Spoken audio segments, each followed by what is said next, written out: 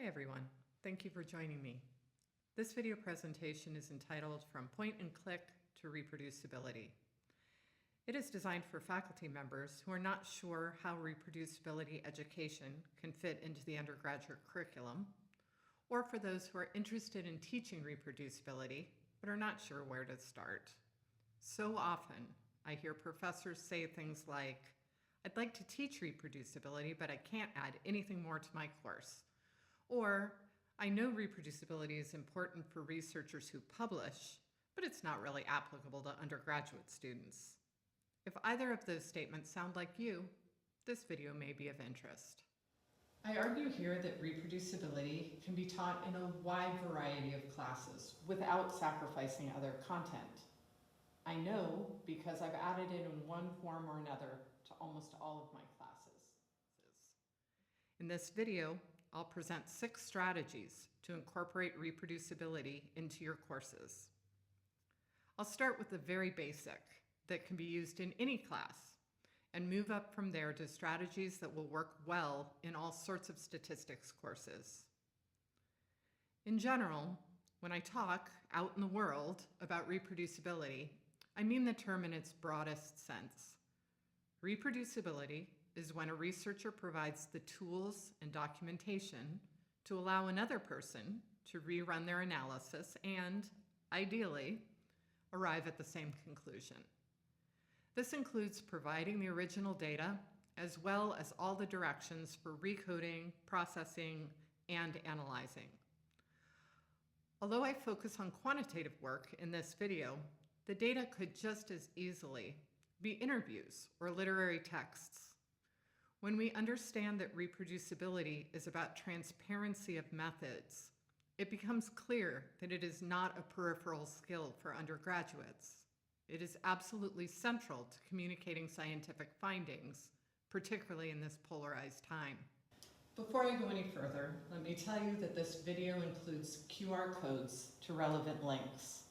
If you want to look at the links as I'm talking, you'll need your phone to capture the code. Okay, let's go. My name is Ann Nurse. I am a sociologist and criminologist at the College of Wooster. Just for context, Wooster is a small liberal arts college in Ohio in the United States. We are a rural campus about an hour from Cleveland. We have about 1,800 students and 150 full-time faculty members. We should not be confused with the other Wooster, which is in Massachusetts. I actually thought Wooster was in Massachusetts when I applied for jobs, and was in for a shocking surprise when I got off the plane for my interview.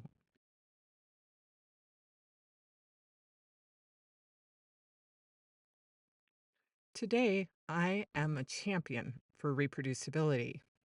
I must admit, however, that I am a somewhat unlikely one. Why? First, the majority of my published work is qualitative. For example, I study the experience of incarcerated juvenile fatherhood through interviews. Second, I am a sociologist, and sadly, my discipline has been slow to come to the reproducibility table. Finally, my school only enrolls undergraduates, and the majors in my combined sociology-anthropology department tend to be math-phobic and resistant to anything vaguely quantitative.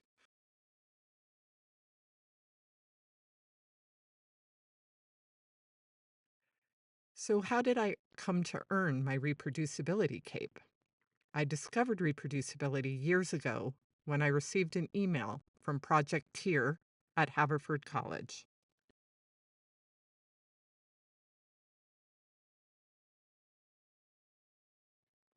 At that time, TIER had a grant that allowed faculty members to go to Haverford and get training on reproducibility.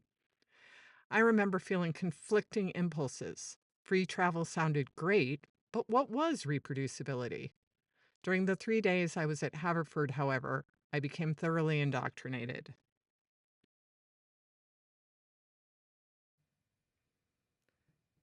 I teach reproducibility in a number of courses. I start by exposing students to the basic concepts in my Introduction to Sociology course and in first-year seminar. I go more in depth in my SPSS-based introductory statistics course. This course is required of all of our majors and covers everything from descriptive statistics through multiple regression. Somehow I'm expected to pack in material on basic research methods as well. After I went to tier, I created an optional half-credit reproducibility lab. This course allows me to teach the full tier protocol in both R and SPSS to students from all over the college. Finally, last year, I added a freestanding half-credit R lab that is open to all majors. The goal is to teach R coding, but I also pay significant attention to how to make the labs reproducible. The easiest way to introduce your students to reproducibility is to simply tell them what it is and why it's important. This is what I do in my Introduction to Sociology class, as well as my first-year seminar.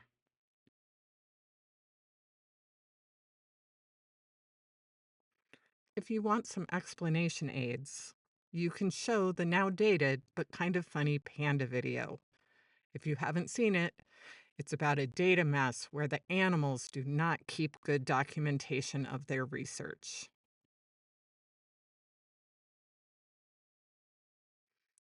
Or you can assign an article recently published by Sarah Supp at Denison, me, and a bunch of other people, including Richard Ball. It was published in The Conversation, and it's written for the general public. And I may be biased, but I think it's an excellent overview of what reproducibility is and why it's important. I'm using it in all of my classes. It pitches reproducibility as a way past misinformation. Regardless of how you introduce the topic, I suggest that you give students a broad view of reproducibility so that they don't simply think of it as sharing data and code. Again, reproducibility is really providing a roadmap for our claims. What is the basis for our claims? How did we alter the material we used to support our claims? What are the steps we took in analysis? Students like examples, especially of bad science. I often use examples of research where reproducibility would have prevented scientific catastrophe. For example, I like to talk about the study When Contact Changes Minds that was published in the journal Science in December 2014 by Michael LaCour and Donald Green. I like this example because it's sociological, although, for the record, the researchers were in political science, and because the students are interested in the conclusions of the study. The study found that door-to-door conversations with gay canvassers significantly changed voters' attitudes towards same-sex marriage. The changes appeared to last over time. When other researchers attempted to replicate the study, they did not get the same findings. Others tried to reproduce the study and found statistical irregularities in the processed data. The primary author, Michael LaCour, would not provide the original data, claiming he had deleted it. It turned out that he had actually fabricated the data and lied about a range of other issues, including the funding for the study and incentives supposedly paid to respondents. The journal Science formally retracted the paper in May of 2015. Clearly, there were a range of problems that reproducibility alone could not have fixed. But had the authors been required to follow reproducibility principles, the study would likely have been flagged prior to publication.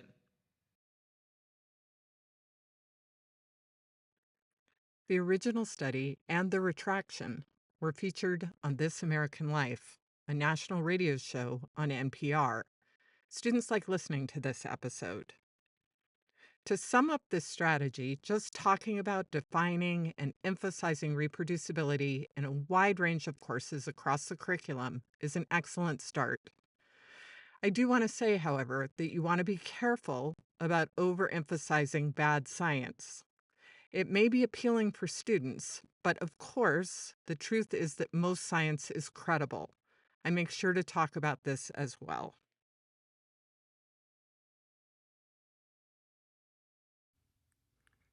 Strategy 2. Explain what code is to students.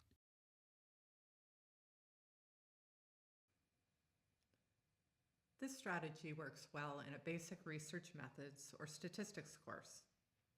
I'm going to assume for a minute that you're just doing point-and-click statistics, which is what I do in my own class.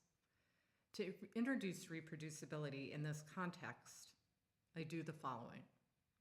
Number 1, I explain to students that there is code behind the pointing and clicking. We just don't normally see that code if we are executing commands through the menus in SPSS or STATA.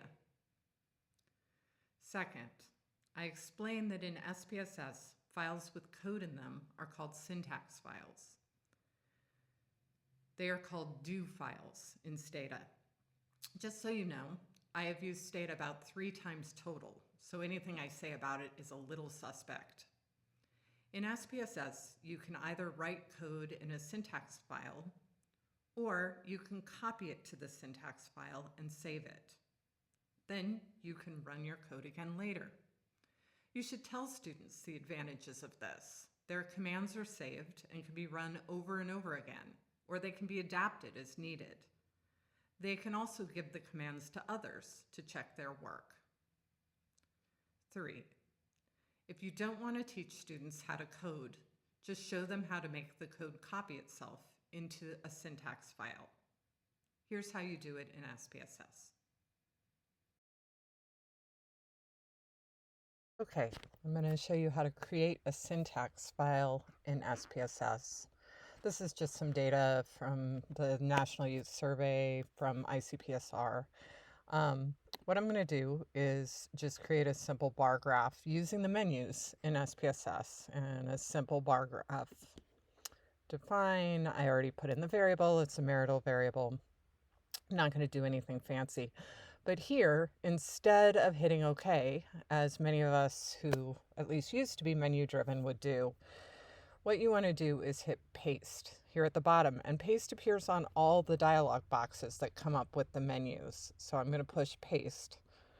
Here's a syntax file. It says syntax on it, and it has the commands that are simply pasted. I teach the students to go ahead and run the commands from here rather than making them understand how easy the menus are. So I would have them run the command from here. Here we go. Push the green button. There is my beautiful, not so beautiful bar chart.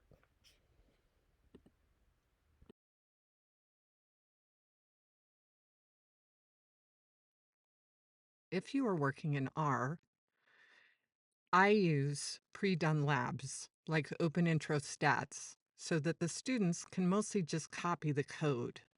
You should note, however, that these labs are great, but the answers are widely available online. I rewrite the questions to force students to actually do the work.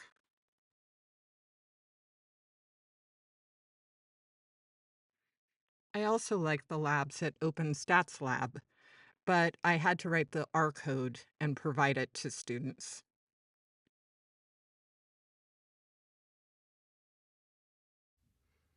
Strategy 3. Explain what comments are to students.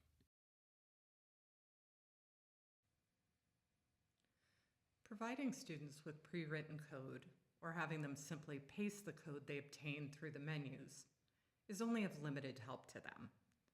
It does teach them what code is, and it reinforces the idea that they need to record it. But I think that maybe you're ready to do a little bit more with your students.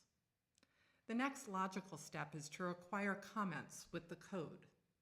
As I'm sure you all know, comments are explanations of what the code is doing. I have students do it line by line at first, so they really engage with the code. They should understand that comments are both so that others can reproduce their project and so that their own future self can do it. Even though students have young brains, they can't seem to remember anything, and I inform them of this fact and encourage over-commenting rather than under-commenting. You need to explain to the students that they have to mark comments so the program doesn't try to run it as though it's code. In both SPSS and STATA, it's an asterisk if it's just one line. It's a hashtag in R. I don't just require students to comment. I include it on the rubric as a significant percentage of their grade. Here, you can see on the example I've provided that this is super thorough coding. The comments are above the code and below. I often encourage students to put the comments on the line with the code, but it's all there and it's clear.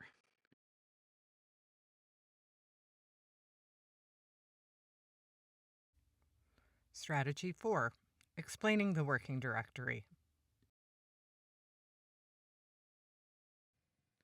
Adding in the working directory. Why is this important? As an SPSS user, I was a little flummoxed by the working directory at first because I simply put the data in the same folder as the syntax file. But it's actually important so that others can run your data without a hassle. In other words, your code needs to have a line where you set the working directory. Others need directions on how to set this on their own computers. I teach students to organize their files in the tier framework, but you can also just have them put everything into one folder.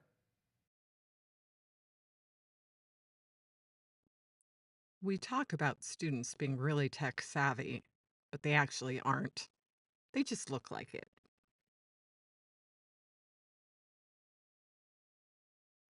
It's really important to teach the students about file structure. Many of them simply toss all their files in one folder or leave them all on the desktop.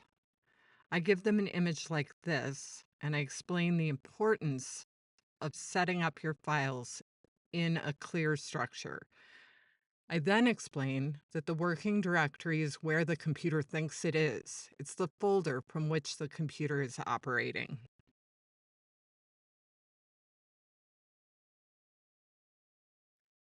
The best way I have found to teach working directories is to give students a set of my own files that are reproducible. I just put the whole folder on the course management software and they download it. In order to run it, they have to change the working directory. This involves copying the file path on their own computer and putting it into the code. I've highlighted in orange the line that needs to be changed.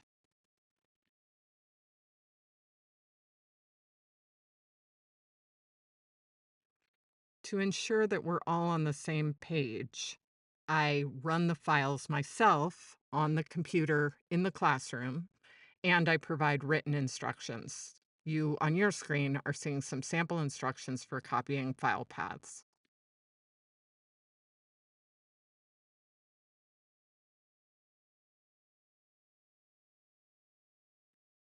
Ideally, we teach students to create fully reproducible files. In honesty, however, I only achieve this in my reproducibility lab and in my R lab.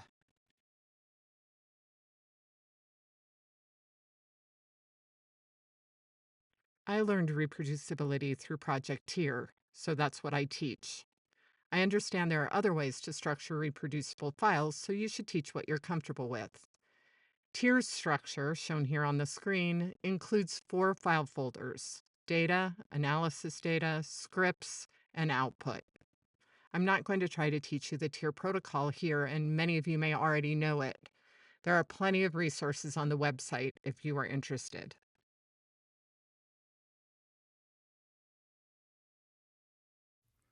Strategy 6 is teaching reproducibility through a service learning project.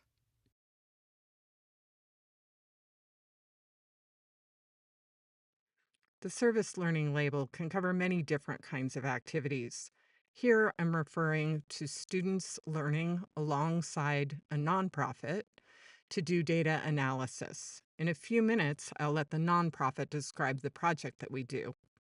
Suffice it to say here that service learning, experiential learning, is a high impact practice.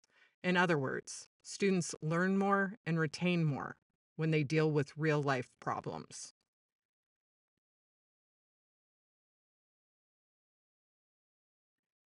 This slide shows best practices in experiential learning.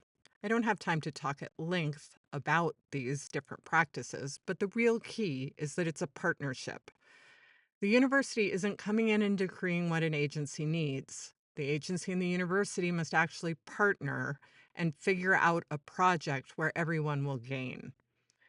As I mentioned, in my service learning project, I partner with a local nonprofit, and my students conduct data analyses that they choose, the nonprofit, and that they need.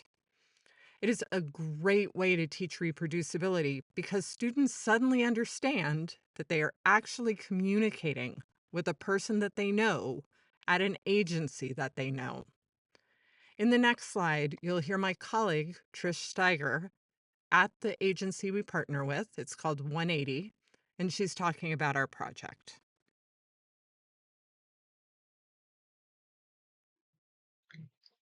Hi there, my name is Trish Steiger. I'm a Director of Quality Improvement and Innovation at 180, and I'm going to introduce my agency and discuss reproducibility and its benefits at a nonprofit agency. 180 is a behavioral health provider in Wooster, Ohio. We provide things like mental health counseling, a domestic violence shelter, substance abuse treatment, and prevention efforts in our community.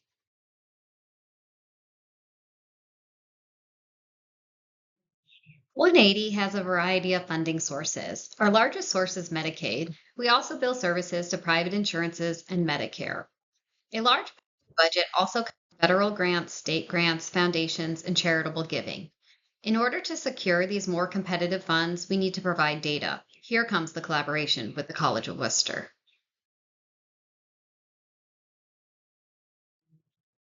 180 has been working with the College of Worcester more than 15 years. We are able to pull client information from our electronic health record, clean it, and de identify it, and send it along to students who can work on predictive statistics, a far more sophisticated view of what we have access to, which is basically descriptive stats.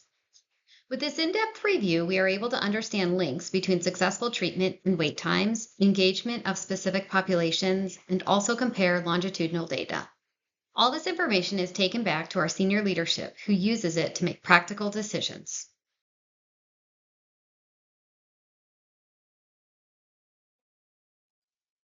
We are able to provide students with a large data set. They get information that includes dates of treatment, age of clients, diagnosis information, types of treatment received, marital status, gender, the list goes on. The students get a real life opportunity to understand that data sets are messy. They need to be recoded. Dates and chronological order in an EHR can be problematic. There needs to be thought put into recategorizing data and ultimately being able to decide the most appropriate statistical test to use. The students benefit from this level of real world application. The agency benefits because there is not the financial support available for this type of analysis or funding a position for this type of work. If the students have done their job and provided us with all the information related to coding, tested, statistical tests, and any changes made to the data set, we then have a template that has been developed for us.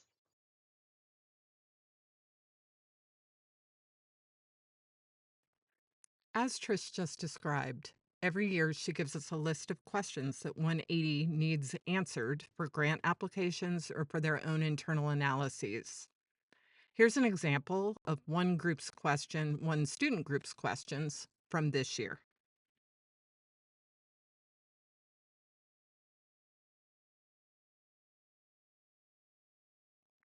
The assignment I give students requires them to produce a presentation with slides that have the answers to the questions that Trish has given them. Importantly, however, they also have to turn in a commented on syntax file with everything they did to process and analyze the data.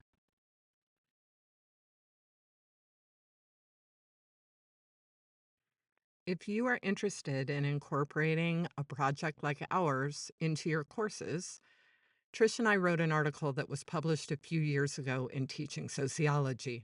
Here's the info.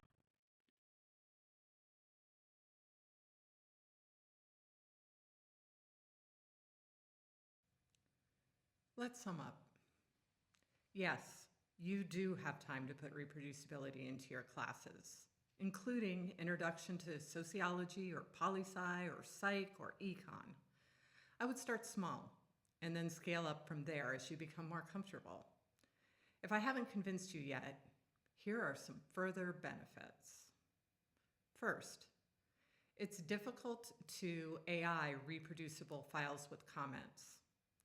Students are forced to do the work, or at least get really good at prompting AI with statistical language. Second, math-phobic students like reproducibility. It's not numbers, and they tend to be good at commenting for their future selves.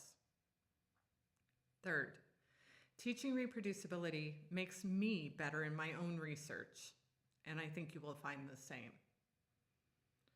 Fourth, students who understand reproducibility will do better in graduate school and in any data-driven job, including work at nonprofits. And students are all about the applied skills right now, so they are open to things they might have shunned in the past.